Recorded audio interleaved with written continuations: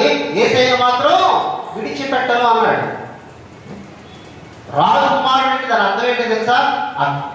Phone మనం వాడే phone, iPhone కొంటేనో smart phone కొట్టు పెద్ద బంగారు ఫోన్ అంటారు. అసలు కారు అంటే బంగారంతో చేయబడి కాదు కాదు. చిత్రం చెప్పండి, టాయిలెట్ కూడా బంగారంతో చేయబడి దుబాయ్ రాజు నుంచి.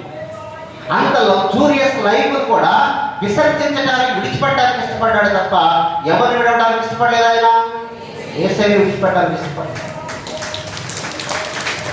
ఈరోజు ప్రపంచంలో ఉన్నటువంటి యువతి యువకులు దేనికోసం ఆరాటపడుతున్నారంటే లగ్జూరియస్ లైఫ్, విలాసవంతమైనటువంటి. కానీ శ్రేష్టత ఎక్కడ ఉంది అంటే దేవుడిలో మాత్రము. అందుకని యేసుక్రీస్తు ప్రభువు ఎవరిని మహిమపరిచాడు అంటే తండ్రిని మహిమపరిచాడు, తండ్రిని కనపరిచాడు, తండ్రిని గురించి మాత్రమే ప్రకటన. ఈరోజు మన జీవితం కూడా ఏం చెప్పడాలంటే ఆ రీతిగా ఉండాలి. థర్డ్ మూడో విషయం ఏంటంటే రక్షణ వస్త్రములను ధరించాలి. యెషయా గ్రంథము 61వ అధ్యాయము 10వ వచనం.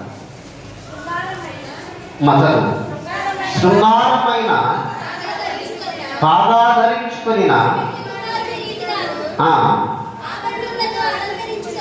ఆభరణములతో అలంకరించుకొని ఆయన రక్షణ వస్త్రములను మనకు ధరింపచేసి ఉన్నాడు, నీతి అను పైబట్టను నాకు ధరింపచేసి ఉన్నాడు కాగా యెహోవాను బట్టి మహానందముతో నేను ఆనందించుచున్నాను, నా దేవుని బట్టి నా ఆత్మ ఉల్లాసించుచున్నది. ఇక్కడ రాస్తున్న మాట, ఆయన రక్షణ వస్త్రము నాకు ధరింపచేసి ఉన్నాడు. మూడో విషయం ఏంటంటే రక్షణ వస్త్రములు ధరించుకున్నాడు. అంటే రక్షణనే వస్త్రముగా ధరించుకోవాలి. యేసయ్య వచ్చిన ఉద్దేశం ఏంటి తెలుసా? నశించిన దాన్ని వెతకి రక్షించడానికి యేసయ్య లోకానికి వచ్చాడు. ఏం చేయడానికి? నశించిపోతున్నటువంటి మానవుని భక్షించడానికి కాదండి, రక్షించడానికి యేసయ్య వచ్చి రక్షణ వస్త్రములను ధరించుకుంటాం. ఈరోజు మనం రకరకాల వస్త్రాలు ధరించుకుంటాం. ఒకప్పుడు నేను ఓపెన్ చెప్తున్నాను, కొంతమందికి సరైనటువంటి వస్త్రాలు ఉండేవి కాదు. స్కూల్కి వెళ్ళాలంటే వెనకాల చిరిగిపోయి నిక్కర్లు వేసుకొని పోయి చదువుకున్న వాళ్ళు ఉంటారు కదా. దానికి అచ్చులు పెచ్చులు వేసుకొని కుట్టిందాన్ని కుట్టిందాన్ని గుర్తు చేసుకొని ఈరోజు అలాంటి పరిస్థితి ఉందండి. రకాల ఒక వస్త్రం రెడీమేడ్ వచ్చిన తర్వాత మరీ చిత్రం అయిపోయింది. కూడా ఒక వస్త్రం, మంచి వస్త్రాలు దేవుడు దీవించాడు, సంతోషం. అయితే ఈ వస్త్రాలు ధరించుకుని నీకు ఏ వస్త్రం ధరించుకోవాలండి? రక్షణ వస్త్రం. ఈ వస్త్రం చిరిగిపోతాడు. మీకు చిన్న మాట యొక్క గుర్తుపెట్టాడు. ఇశ్రాయేలు ప్రజలు ఎన్ని సంవత్సరాలు నడిచారండి? అరణ్యంలో 40 సంవత్సరాలు నడిచారు. 40 సంవత్సరాలు నడిస్తే అక్కడ రాయబడిన మాట ఏంటంటే ఆ వస్త్రాలట చీకుకోలేదట, చిమ్మెట్ట కొట్టలేదట. పాతగా ఎన్ని సంవత్సరాలు అవుతుంది? 40 సంవత్సరాలు. 1 గంట కారణం నాకు ఇందులో కూర్చుంటే బయటికి పోతే పేపర్ ఇంగ్లాండ్ అయినా, రైమాండ్స్ అయినా, నారాయణ పట్టు ప్యాడ్ అయినా, ఇంకో ప్యాడ్ అయినా ఏమొచ్చుందండి? మన శరీరం మనమే కంఫర్ట్. దేవుడిచ్చిన వస్త్రం ఎలాంటిది అంటే బహుశ్రేష్టమైనది. అది చీకిపోనిది, చిమ్మెట్ట కొట్టనిది, చెమట వాసన కొట్టనిది, శ్రేయస్కాలం నిలిచేటువంటి వస్త్రం ఏంటి అంటే క్రీస్తు అనుగ్రహించే రక్షణ వస్త్రము. ఆ వస్త్రాన్ని ధరించుకోవడానికి మనం ఏంటంటే ఇష్టపడాలి. రక్షణ అనేటువంటి వస్త్రము. ఆ రక్షణ వస్త్రాన్ని ధరించుకోవాలంటే మనకేం అవసరం అంటే మారు మనసు అనేటువంటిది అవసరమైనది. అందుకని రోమీయులకు రాసిన పత్రిక 12వ అధ్యాయము 2వ వచనం.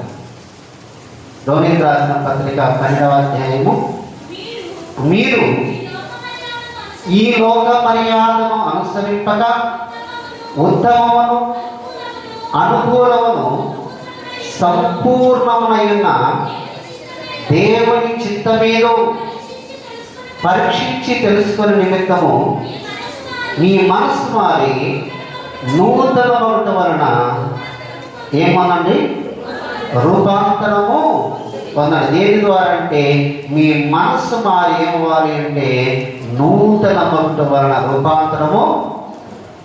మీరు చేయబడిన పని ఏంటంటే ఈ లోక మర్యాదను అనుసరించకూడదు.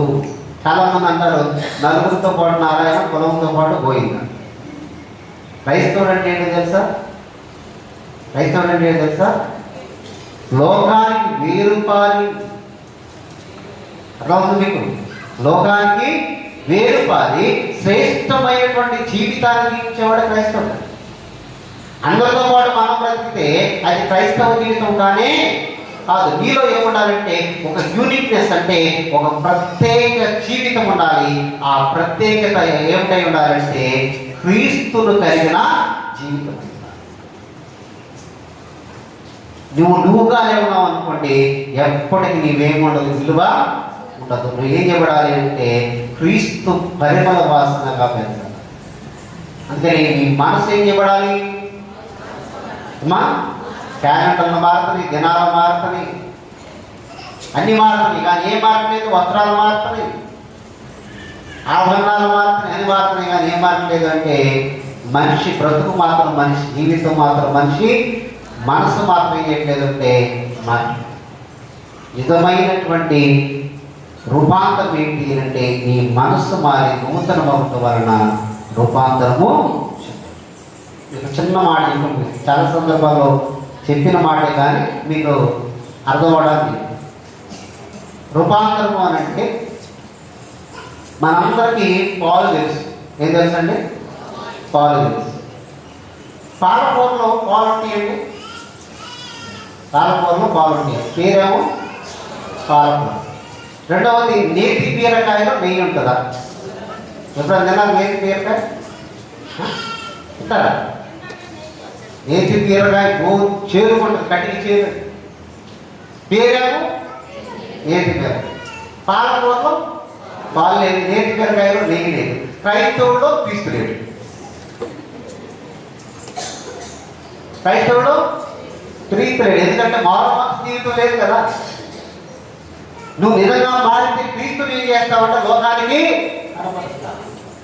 మీరు పాలు ఏ వాసన వస్తాయంటే గెలుపుంటాయి కదా. పాలు మనం తాగే పాలు బలవస్తుంది, నీ శ్వాసన. పాలు కానీ ఎక్కువ నీ శ్వాసన వస్తాయి. పాలను తోడు పెడితే వచ్చిందంటే పెరిగే వాసన వస్తుంది. మంచి వాసన వస్తుంది. పెరుగు కూడా నీ శ్వాసన వచ్చింది, సరిగ్గా ఉంటుంది ఆ వాసన పెట్టాయి. పెరుగు చిలికితే ఏమవుతుందండి? గన్న ఏ వాసన వస్తుంది? వెన్న కూడా నీ శ్వాసన వచ్చింది.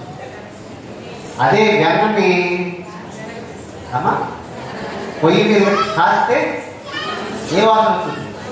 కమ్మన వాసన వస్తుంది. ప్రజలకి మా ఇంట్లో కాస్తే ఇప్పుడు వాసన మా దగ్గర ముక్కు పెట్టుకున్నా రావట్లేదు. ప్రజల విషయం సహజంగా నీటి వాసన ఒక ఇంట్లో కాస్తే 10 ఏళ్ళకి ఆ ముద్ద తింటే బాగుంది అనిపిస్తుంది. అదే పచ్చిమిరకాయ కారము లేకపోతే పప్పు, పచ్చిమిరకాయ పచ్చడ, ఆ పచ్చిమిరకాయ పచ్చడి పప్పు నెయ్యి వేసుకొని తింటే ఉంటుంది. మాసం కూడా సరిపోతుంది. అంత కప్పగా ఉంటుంది, రుచిగా ఉంటుంది. దాని సువాసన ఏం చేయబడుతుంది? పాలుగానే ఉంటే ఆ సువాసన వచ్చేది కాదు. పాలు పెరుగైంది, పెరుగు వెన్న అయింది, వెన్న నెయ్యి అయింది కనుక ఆ నేతిలోంచి ఏమొచ్చింది అంటే సువాసన, ఆఘ్రానించగలిగినటువంటి సువాసన వచ్చింది. మనంగానే ఉంటే ఎప్పుడు క్రీస్తు పరిమళత్వాన్ని సంతరించుకోలేము.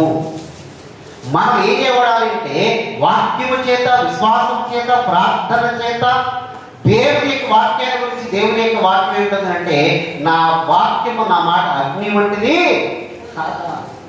ఈ అగ్ని వంటి వాక్యము నేను దహించినప్పుడు నీలో ఉన్నటువంటి మహిస్తి అంతా కూడా కాల్చబడి పరిమళత్వాన్ని ఏం చేస్తామంటే సంతరించుకుంటుంది. ద ఫ్రాగ్రెన్స్ ఆఫ్ క్రైస్ట్ అంటే క్రీస్తు పరిమళ తత్వము. అదే నిజమైనటువంటి మార్గం. ఈరోజు అలాంటి పరిమళ సువాసన కలిగిన జీవితాల వలె మనం ఉంటున్నాయా, లేకపోతే ఇంత పాపం అనేటువంటి మొక్కు మనం కొడుతున్నామా? ఒక్కసారి మనకే మన ప్రశ్న. ఈ రక్షణ వస్త్రాన్ని ధరించుకోవాలంటే నీలో ఉన్న పాపము, నీలో ఉన్న మకిలి, నీలో ఉన్న మట్టి, నీలో ఉన్నటువంటి ఆ నీసు అనేటువంటిది ఏం చేయబడాలంటే కాల్చబడాలి, దహించబడితే తప్ప నీలో ఏం చేయబడదంటే సువాసన అనేటువంటిది బయట.